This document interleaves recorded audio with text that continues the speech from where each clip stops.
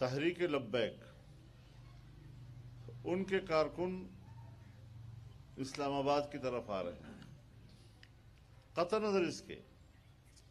کہ ان کا مطالبہ صحیح ہے یا غلط،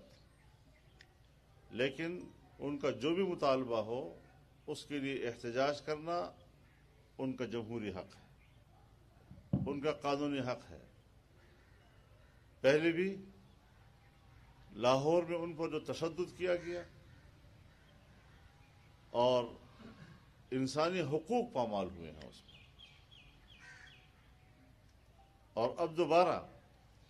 جب وہ اسلام آباد کی طرف مارچ کر رہے ہیں تو ان پر لاہور میں تشدد کیا گیا، ابھی راستے میں ہیں وہ، انہوں نے دوبارہ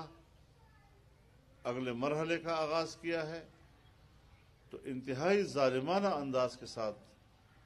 ان پر تشدد کیا گیا ہے۔ کوئی لاہور کے واقعے میں تو 10 سے 12 تک کہا جاتا ہے کہ شہید بھی ہو چکے ہیں ان کے، اور اب دوبارہ جو آج واقعہ ہوا ہے اس میں بھی کافی لوگ زخمی ہیں۔ یہ کون سا اخلاقی رویہ ہے کہ خود عمران خان اور اس کی پی ٹی آئی تو 126 دن کا دھرنا ڈی چوک پر دیتے رہے، اور اب اگر یہ لوگ آتے ہیں مظاہرہ کرتے ہیں تو ان پر تشدد کیا جا رہا ہے، کس بنیاد پر آخر؟ اور قانون کی نظر میں یہ فرق، اتنا بڑا فرق کیوں؟ اور پھر عجیب بات یہ ہے کہ جب نواز شریف کے خلاف ان کا مظاہرہ تھا تو وہ ٹھیک تھا، لیکن عمران خان کے خلاف مظاہرہ جو ہے وہ بالکل غلط ہے اور وہ قانون کو ہاتھ میں لینے والی بات ہے۔ تو اس لحاظ سے ہم حکومت کے ان ظالمانہ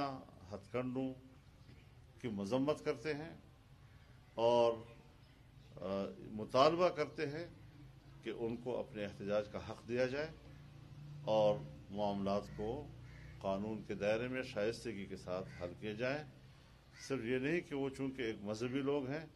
تو مذہبی لوگوں کو آپ نشانہ بنائیں اور دنیا کے سامنے دکھائیں کہ یہ لوگ تو انتہا پسند ہیں۔ کوئی انتہا پسند نہیں،